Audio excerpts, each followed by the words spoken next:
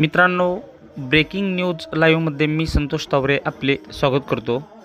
जय शिवाजी तरुण मित्र मंडळ अवसरी यांनी गणेश जयंती निमित्त ह भ प प्रमोद महाराज शिंदे यांचे सुश्राव्य असे कीर्तन ठेवले होते आणि या कीर्तनासाठी साऊंड सिस्टीम सुप्रिया मंडप अवसरी दादासाहेब कवितके यांनी कोणतेही मानधन न घेता केली। कवितके महाराज आज तुम्हाला सांगतो ते घरनं पेट्रोल सुद्धा टाकून आले गाडीत, त्यांचे डिझेल सुद्धा त्यांच्या पदरचं आहे।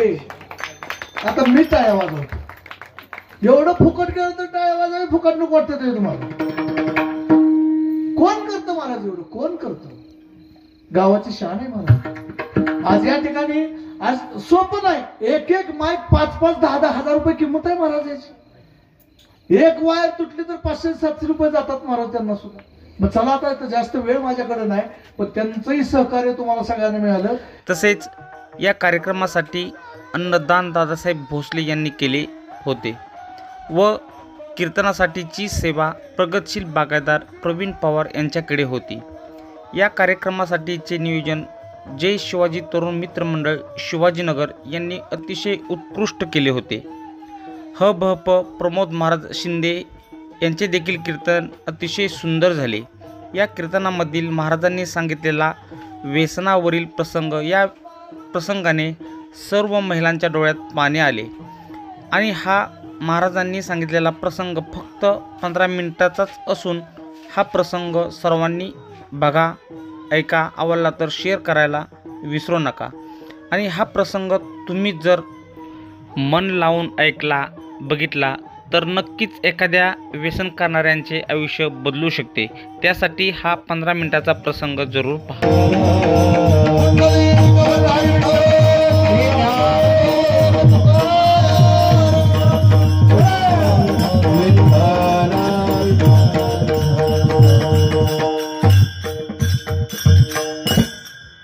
एकदा आम्ही दोघंच पती पत्नी सांगली भागामध्ये कीर्तनाला गेलो। वास्तुक शांतीचं कीर्तन होतं आणि वास्तुक शांतीचं कीर्तन असताना ज्या घरी कीर्तन होतं ना, त्या घरी आम्ही जरा लवकर गेलो। का गेलो? अंतर लांब होतं म्हणून लवकर गेलो। आणि साहजिकच वास्तुक शांतीचं कीर्तन असल्यामुळे त्या ठिकाणी गर्दी खूप होती। तो घरमालक आम्हाला बोलू लागला, म्हटला महाराज एक विनंती करतो। काय विनंती? या ठिकाणी गर्दी आहे, तर माझ्या मित्राच्या घरी तुम्ही थोड्या वेळती एक विश्रांती घ्या आणि जेवणही आपण तिकडच करूया, कारण या ठिकाणी गर्दी आहे। मी म्हटलं ठीक आहे, काही अडचण नाही। आणि मग त्या घर मालकाने एका व्यक्तीला बोलवलं आणि आमच्या बरोबर त्या मित्राकडे पाठवलं। आम्ही 3 जण गेलो त्या ठिकाणी। त्या घरी गेल्यानंतर खुर्चीवरती आतमध्ये जाऊन बसलो आणि मी थोडं निरीक्षण केलं इकडे तिकडं। तर त्या घरामध्ये सगळं अस्ताव्यस्त पडलेलं होतं। अस्ताव्यस्त पडलेलं असल्या कारणानं एक मला शंका आली की ज्या घरामध्ये स्त्री आहे किंवा बाई आहे, त्या घरामध्ये कधीच अस्ताव्यस्त कुठलीच गोष्ट पडली जात नाही, कारण त्या स्त्रीला ते कधीच सहन होत नाही। नवरा आंघोळ करून येऊ द्या आणि ओला टावेल इकडे तिकडे टाकू द्या, ती स्त्री काय करते? ती ओला टावेल उचलते आणि बाहेर वाळायला नेऊन टाकते। मुलाने काही कपडे इकडे तिकडे टाकू द्या, अगदी हॉलमध्ये असू द्या, बेडरूम मध्ये असू द्या किंवा किचन मध्ये असू द्या, ती स्त्री ना ती कधीच अस्ताव्यस्त असं घरामध्ये कुठलीच गोष्ट राहू देत नाही। मनामध्ये शंका आली आणि तेवढ्यात पाहिलं तर आतमध्ये खुर्चीवरती एक 55 ते 60 वर्षाचा एक सद्गृहस्थ त्या ठिकाणी बसलेले। याच्यामध्ये आमची 4-5 मिनिटं गेली।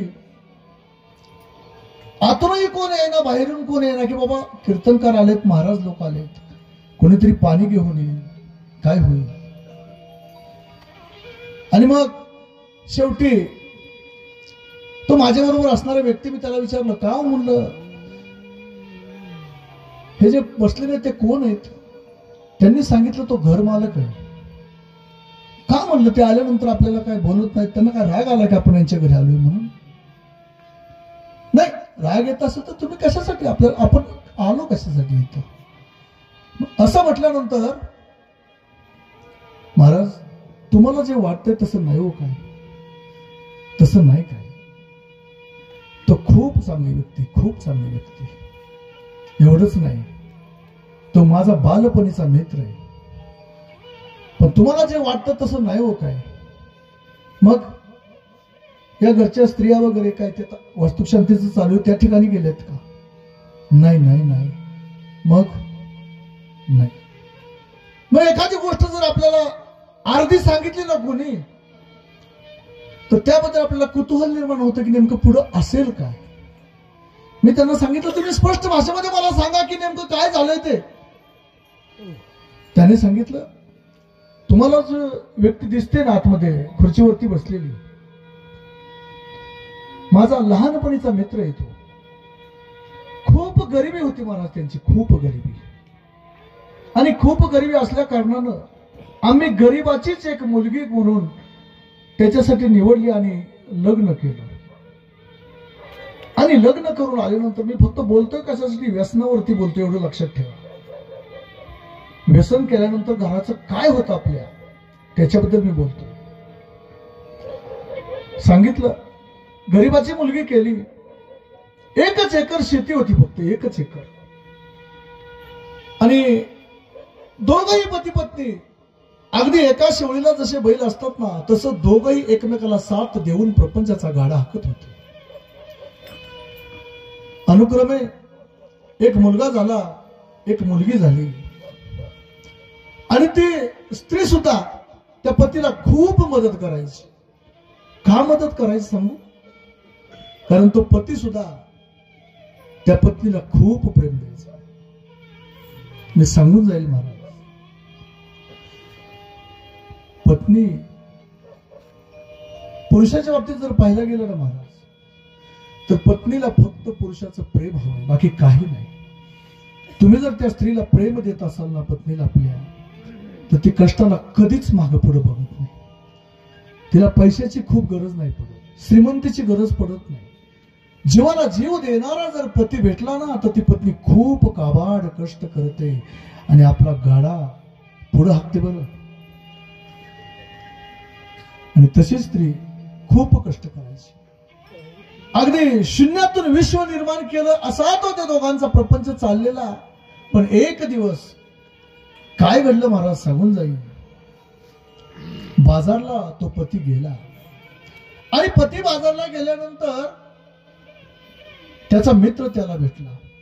आणि तो मित्र भेटल्यानंतर तो मित्र त्याला बोलतोय, अरे आज तुला माहिती का काय आहे ते?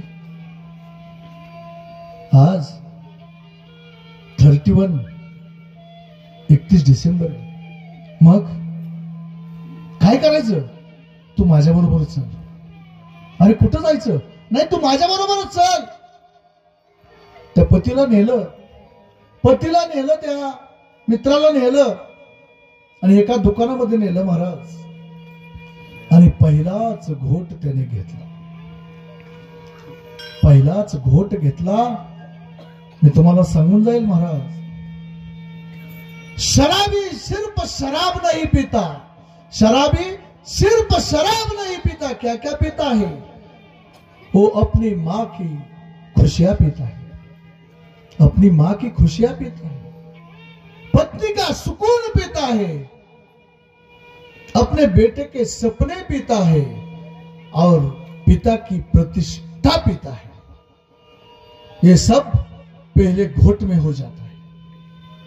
पहिला घोट घेतला आणि शेवटी महाराज पत्नी वाट बघते की इतका उशीर त्यांनी कधीच केला नाही. संध्याकाळचे 10 वाजले, 11 वाजले. आणि छोटी मुलगी होती ना, 9 वर्षाची मुलगी असेल, ती मुलगी वाट बघत होती की आपले पप्पा आपल्यासाठी खाऊ आणतील. आणि असं म्हटल्यानंतर शेवटी 10 वाजून गेले. 11 वाजल्यानंतर मुलगी सांगते आईला, आई खाऊ आणला ना मी सकाळी खाईन, पण आता मी झोपते. आणि शेवटी त्या पत्नीने काय केलं, शेतामध्ये राहत असल्यामुळं दार उघडं ठेवता येईना, दरवाजाला एक छोटस बोळ होतं, बाहेर आली, त्या दरवाजामध्ये बसली, त्या छोट्याशा बोळातून बाहेर बघायचे आपले पती आता येतील आता येतील आता येतील, कारण कधीच इतका उशीर केलेला नव्हता. आणि शेवटी पती आला पण त्याने काय केलं, दरवाजावरती जोरात थाप मारायला चालू केली. आणि जोरात थाप मारायला चालू केल्यानंतर तिने ओळखलं की असं कधीच होत नाही, आज का घडतंय.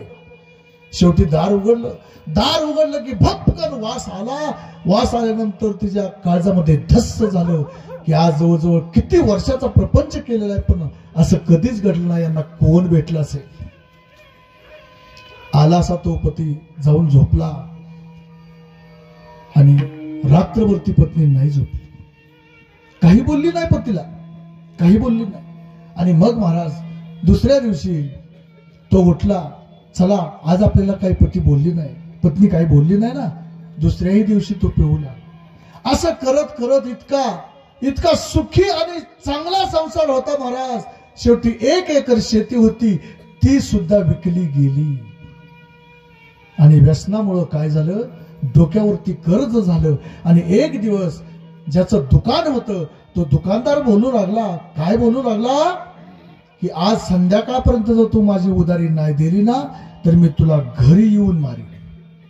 आणि त्यावेळेस तो म्हणतो की माझी बाहेर इज्जत आहे का नाही मला माहित नाही, परंतु माझ्या मुलांसमोर आणि माझ्या पत्नीच्या बाबतीत जर पाहायला गेलं तर माझी इज्जत आहे तेवढी घालवू नकोस. पण त्याने सांगितलं काही झालं तरी मी तुला मारल्याशिवाय राहणार नाही. तो घरी आला आणि पत्नीला बोलू लागला, अगं ऐकलं का, काय मला 5,000 रुपयाची खूप गरज आहे, तो तुझ्या वडिलांकडून आणतेस का. आणि त्यावेळेस ती म्हणते ह्यांनी कधीच मला आपल्या माहेरातून पैसे आणायला नाही सांगितले ना. मग सांगते ठीक आहे मी जाते आणि जाऊन पैसे आणते. आणि तेवढ्यात मुलगी आली आणि मुलगीला सांगते मी जरा गावाला जाऊन येते, तू शाळेत जा, आणि शाळेतून आली की तुला मी काय आणेल, पावडरचा डबा आणेल, खावा आणेल, सगळं आणेल. मुलगी म्हणली ठीक आहे आई मी जाते शाळेत, आणि संध्याकाळी आल्यानंतर मला खावा आणा आणि पावडरचा डबा सुद्धा घेऊन गेली. गेल्यानंतर पाहते तर पती तिचे वडील हॉस्पिटलमध्ये ऍडमिट होते. आईला सांगितलं अगं आई मी आले कशासाठी, तर मला 5,000 रुपयाची गरज आहे. त्यावेळेस आई बोलते तुला पैसे दिले असते ग, पण आताच ते दवाखाने ऍडमिट आहेत, तुला मी 1 महिना फक्त थांब, तुला 1 महिन्यानंतर मी 5,000 रुपये देते. एवढं ऐकलं बाबांनो. आणि शेवटी आल्या पावली ती माघारी गेली. आणि हा शेतामध्ये ज्या ठिकाणी पत्नी येणार होती त्याच वाटेला एका शेतामध्ये जाऊन विहीर जवळ होती आणि त्या ठिकाणी एक झाड होतं, त्या झाडाजवळ जाऊन बसलेला होता. आणि बसलेला असताना पत्नी आलेली दिसली, अतिशय खुश झाला का आता आपल्या पत्नीने 5,000 रुपये आणले असतील, ते 5,000 रुपये घ्यायचे आणि बाकीचं सगळं आता तुम्हाला सांगण्याची गरज नाही. आणि तेवढ्यात ती पत्नी आली पत्नी जवळ. पत्नीला विचारलं आणले का पैसे. अहो मी खरंच पैसे आणायला गेले होते. मग काय घडलं, अहो तिथे गेल्यानंतर पाहिलं तर माझे वडील आजारीत हो, आणि आईने सांगितलं 1 महिनाभर थांब, तुला मी 5,000 रुपये देते. राग आला असं महाराज. राग आल्यानंतर त्याने काय केलं, त्या पत्नीला एक इतका जोरात सपाटा कानाखाली मारला, असं ह्या कानातनं मारलं आणि ह्या कानातनं रक्ताची चिरकांडी व्हायला लागली. वाईट वाटलं तिला, असं वाटलं की तुमच्यासारखा पती मिळण्यापेक्षा मी मेलेली बरी. आणि मेलेली बरी असं म्हटल्यानंतर महाराज त्याने तू काय मरतेस म्हणला, मीच तुला मारतो, उचललं असं तिला त्या विहिरीत टाकलं.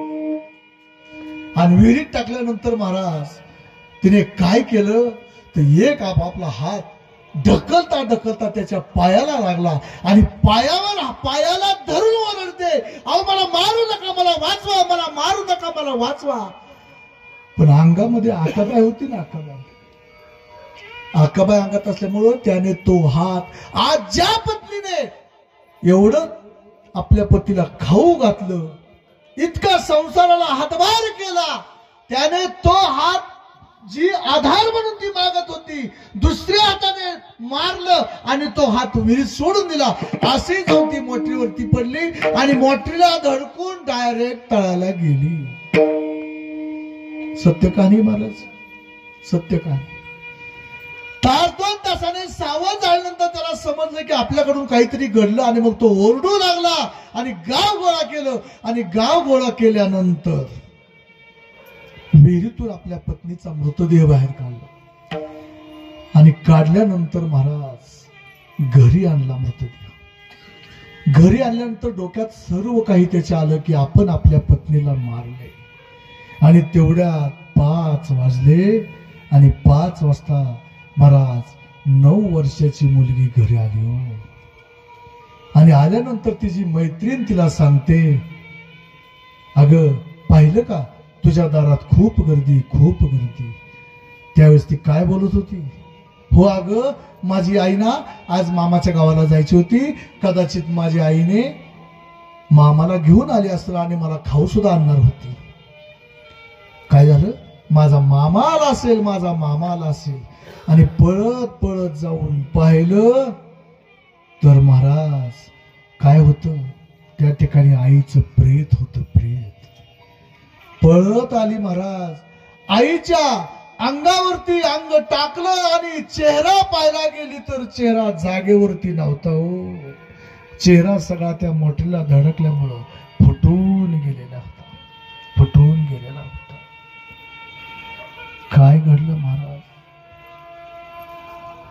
होता सोन्याचा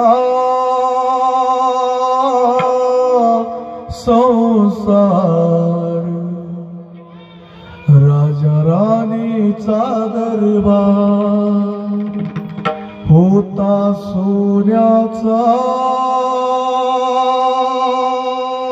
संसार, राजा राणीचा दरबार.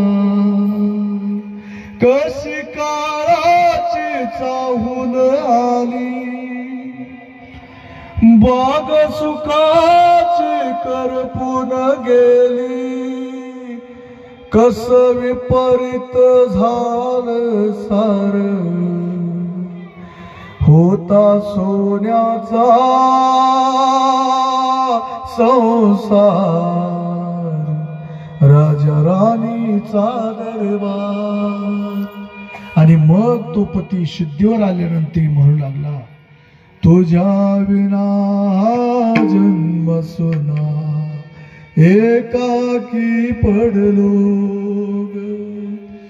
प्रेम देवता माझी तू, अपार शक्ती देई ग.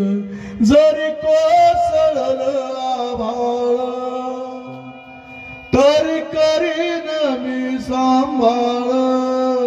घे पुन्हा नवा अवतार, होता सोन्याचा संसार, राजराणीचा दरबार.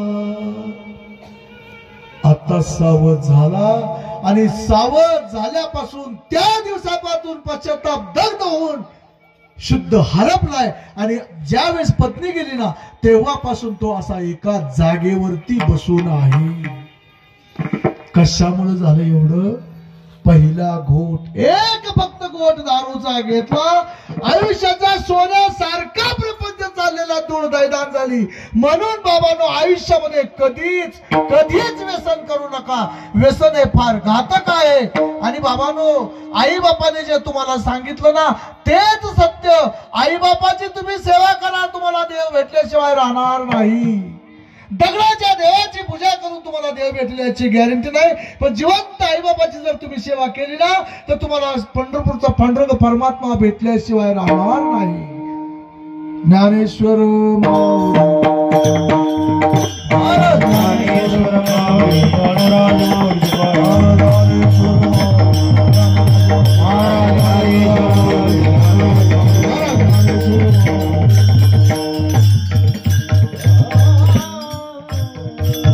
तुकाराम तुकाराम